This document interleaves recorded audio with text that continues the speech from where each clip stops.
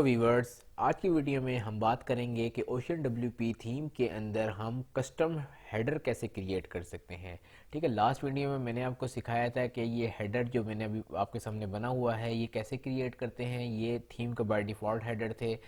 अब अगर हम अपनी मर्ज़ी का कोई हेडर बनाना चाहें या कभी कभी क्लाइंट की रिक्वायरमेंट ऐसी आ जाती है कि हमें हेडर बनाना हो कस्टम, तो तब हमें क्या करने की ज़रूरत है। ठीक है, OceanWP हमें ये फैसिलिटेट देता है कि हम फ्री कस्टम एलिमेंटर के थ्री हेडर हम क्रिएट कर सकते हैं और उसको हम फिर असाइन भी कर सकते हैं कि अगर आपकी वेबसाइट पे 1000 पेजेस भी हैं ना, तो वो 1000 पेजेस पे एक ही हेडर शो हो सकता है। तो चले आए देखते हैं।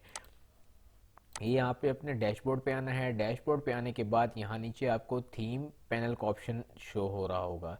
इसके अगर आप देखें तो यहाँ पे आपको माई लाइब्रेरी शो हो रहा है, आपने इस पे क्लिक करना है। अगर आपको ये पॉपअप शो नहीं होता तो आपने थीम पैनल पे पहले ही क्लिक करना है और एक अलाउ टू कंटिन्यू पे क्लिक करेंगे तो आपको ये ऑप्शन भी शो हो जाएंगे। अभी आपने माई लाइब्रेरी पे क्लिक करना है।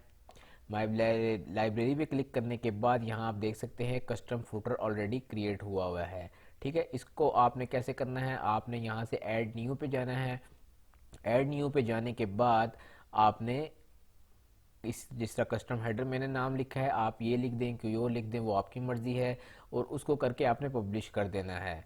तो यहाँ से मैं इसको एडिट करता हूँ सबसे पहले। ठीक है, एडिट करने के बाद यहाँ से आपने नाम लिखना है। नाम लिख के आपने टेम्पलेट से एडिट विथ फुल विड्थ कर देना है एलिमेंटर और यहाँ से आपने इसको अपडेट करना है। अपडेट करने के बाद यहाँ पे आपने क्लिक करना है एडिट विद एलिमेंटर।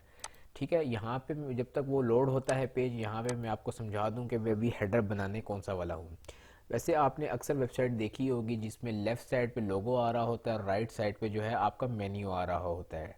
ठीक है, अभी मैं क्या करूँगा यहाँ पे, अभी मैं इसको भी डिसेबल कर दूंगा और इसको भी डिसेबल कर दूंगा और मेन्यू का जो ये लोगो है ना इसको मैं राइट साइड पे कर दूंगा और मेन्यू को मैं लेफ्ट। ठीक है, सब कुछ आगे पीछे कर दूंगा। तो वो कैसे होगा, तो आइए देखते हैं।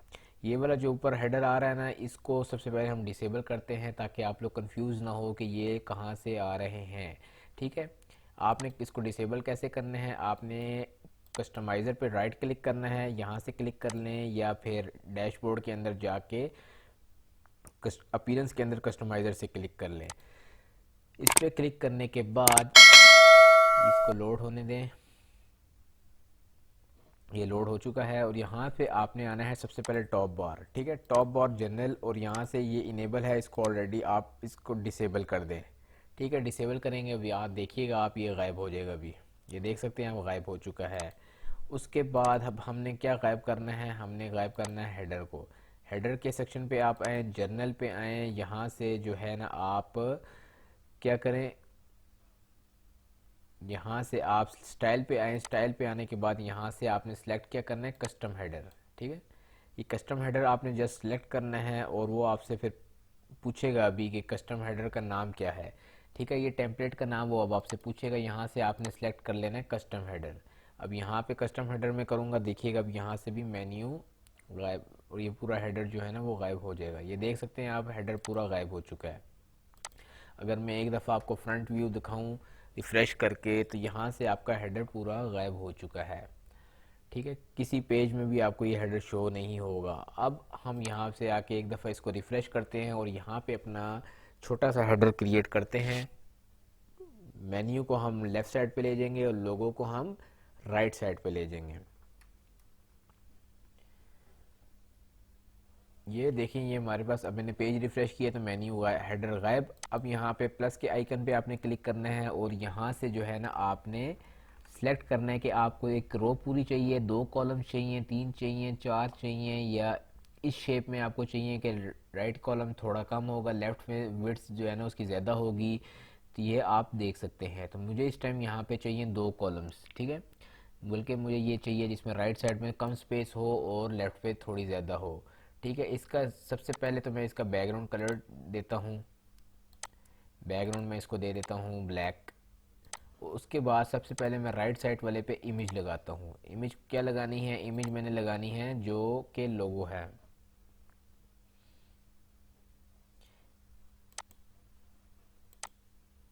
यहाँ से मैं लोगो सेलेक्ट कर लेता हूँ। ये देखिए मेरा लोगो यहाँ राइट साइड पे आ चुका है। ठीक है, ये आप कस्टम क्रिएट कर सकते हैं। उसके बाद यहाँ पे मैं मेन्यू सेलेक्ट करता हूँ। मेन्यू लिखेंगे तो आपके पास नैव मेन्यू आ रहा है। आपने ये वाला रिस्पॉन्सिव होता है, आपने इसको ड्रैग कर लेना है अपने पास। और इसको मैं अपडेट कर देता हूँ, इसको मैं अपडेट कर देता हूँ पहले।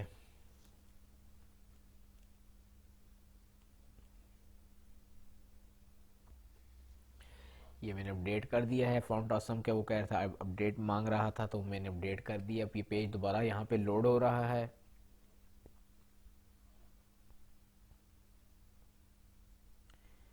ये पेज यहाँ लोड हो चुका है। ये दोबारा मैं आपको यहाँ क्रिएट करके दिखाता हूँ। ठीक है, ये मैंने ले लिए, 2 कॉलम्स ले लिए और यहाँ प्लस के आइकन पे मैं क्लिक करके अब इसका मैं सबसे पहले बैकग्राउंड कलर चेंज करूँगा। और उसके बाद यहाँ पे मैं पहले इमेज लगा लेता हूँ, लोगो अपना लगा लेता हूँ यहाँ पे।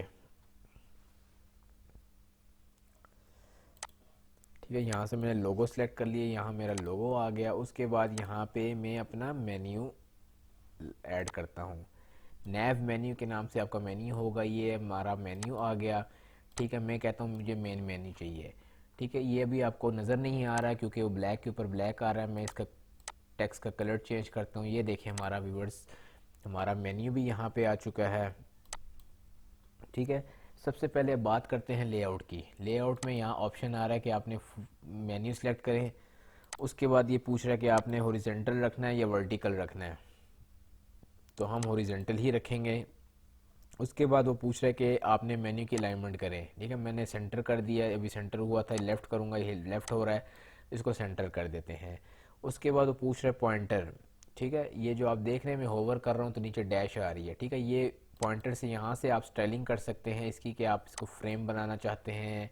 जैसे फ्रेम पे मैं करूँगा क्लिक तो यहाँ पे देख रहे हैं बॉक्स बन रहा है। ठीक है, यहाँ से आप ये सिलेक्ट कर सकते हैं।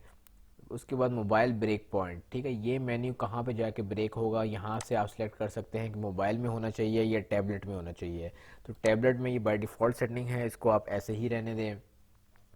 उसके बाद यहाँ पे फुल विड्थ अगर आप करना चाहते हैं, अपने ड्रॉप डाउन मेन्यू को फुल विड्थ देना चाहते हैं कि आपके, वो आप यहाँ से देख सकते हैं कि जब होवर करें जो ड्रॉप डाउन नीचे आपके कोई अगर मेन्यू आ रहे हों वो आप चाहते हैं फुल विड्थ में शो हो, तो आप यहाँ से इसको फुल विड्थ कर दें, अदरवाइज डिफ़ॉल्ट पे जाने दें। उसके बाद ये जो अलाइन और टॉगल बटन है ये आपका व्यूवर्स मोबाइल के लिए होता है। ये मोबाइल पे मैं अभी आपको जाके दिखाऊंगा। उसके बाद यहाँ स्टाइलिंग पे आ जाते हैं हम। ठीक है, यहाँ पे मैं स्टाइलिंग पे आके मैंने सबसे पहले तो इसको वाइट किया था। अब होवर पे मैं कह रहा हूँ कि होवर पे जो कलर है ना इसका येलो हो जाए। येलो मैंने यहाँ कर दिया और इसका पॉइंटर को भी मैं चाह रहा हूँ येलो हो जाए। अब देखिए जैसे ही मैं होवर कर रहा हूँ तो पॉइंटर जो बॉक्स मैंने किया था वो चेंज हो गया और फॉन्ट भी चेंज हो गया। उसके बाद मैं चाहता हूँ एक्टिव वाला भी जो है वो येलो हो जाए। तो वो भी जब आप एक्टिव करेंगे ना, जैसे अगर होम पेज पे हो तो होम पेज वाला एक्टिव हो जाएगा, ओवर प्रोसेस पे हो तो ओवर प्रोसेस वाला एक्टिव हो जाएगा। उसके बाद नीचे आएँ तो ये नीचे पॉइंटर की स्टाइलिंग है। ये जो बॉक्स है ये आप विड्थ कितनी रखना चाहते हैं, हॉरिजॉन्टल कितनी पैडिंग देना चाहते हैं, वर्टिकल पैडिंग कितनी देना चाहते हैं, स्पेस कितनी देना चाहते हैं। उसके बाद यहाँ नीचे ये ड्रॉप डाउन की स्टाइलिंग आ रही है। अगर यहाँ पे इस टाइम कोई मेन्यू तो में ड्रॉप डाउन तो कोई भी नहीं है, लेकिन अगर आप ड्रॉप डाउन ऐड करते हैं तो यहाँ से आप सेम वही स्टाइलिंग होगी जो आपने मेन मेन्यू में दी है। इसको पहले मैं अपडेट करके आपको डेस्कटॉप व्यू में दिखाता हूँ कि मेन्यू कैसा शो होता है। यहाँ पे अगर आप देखें अभी आपका कोई मेन्यू नहीं है, लेकिन मैं अगर रिफ़्रेश करूँ तो यहाँ पे आप व्यूवर्स देखिएगा अभी कि कस्टम मेन्यू फ्री थीम के अंदर हमने क्रिएट कर दिया है। ये आप देख सकते हैं मैंने बिल्कुल ऑपोजिट कर दिया है। जो हमारा डिफ़ॉल्ट मेन्यू था और लोगो था मैंने उस पूरे हेडर को ऑपोजिट कर दिया है। ठीक है, ये आप देख सकते हैं कि हमारा मेन्यू क्रिएट हो चुका है।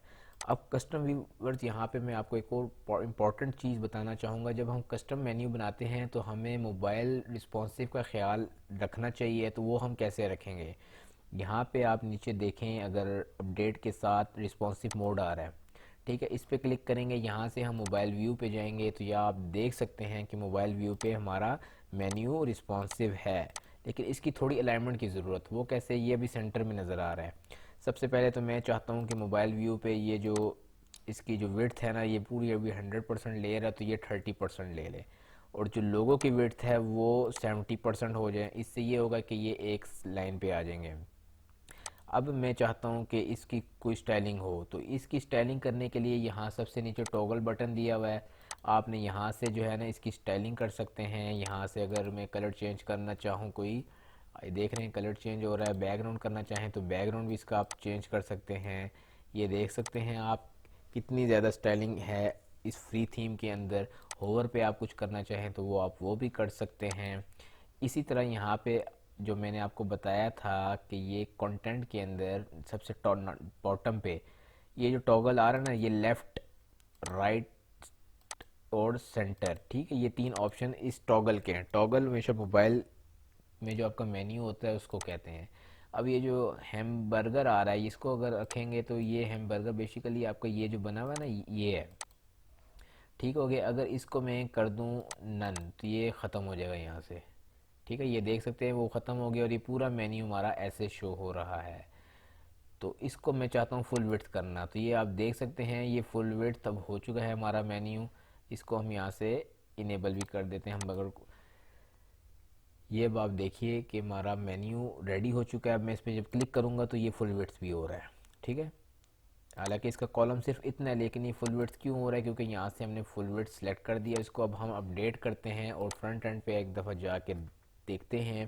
इसको मैं पेज को रिफ़्रेश करता हूँ तो आप यहाँ देखिएगा कि हमारा कस्टम मेन्यू जो है ना वो सक्सेसफुली क्रिएट हो चुका है। अगर इसको मैं मोबाइल मेन्यू पे आपको दिखाऊँ एक दफ़ा इंस्पेक्ट करके, व्यूवर्स ये आप देख सकते हैं कि मोबाइल मेन्यू पे अभी ये ठीक हो गया। ये देख सकते हैं ऑपोजिट लोगो लेफ़्ट पे था, मेन्यू राइट पे था, मैंने इसको बिल्कुल अपोजिट कर दिया कस्टम बना के। और यहाँ पे सारी वो स्टाइलिंग आप खुद भी कर सकते हैं। अब इस तरीके से व्यूवर्स आप कस्टम हेडर जो है ना वो ओशन डब्ल्यू थीम के अंदर फ्री में बना सकते हैं। उम्मीद करता हूँ आपको ये वीडियो पसंद आई होगी। अगर पसंद आई है तो हमारे चैनल को ज़रूर सब्सक्राइब करें। Thank you for watching.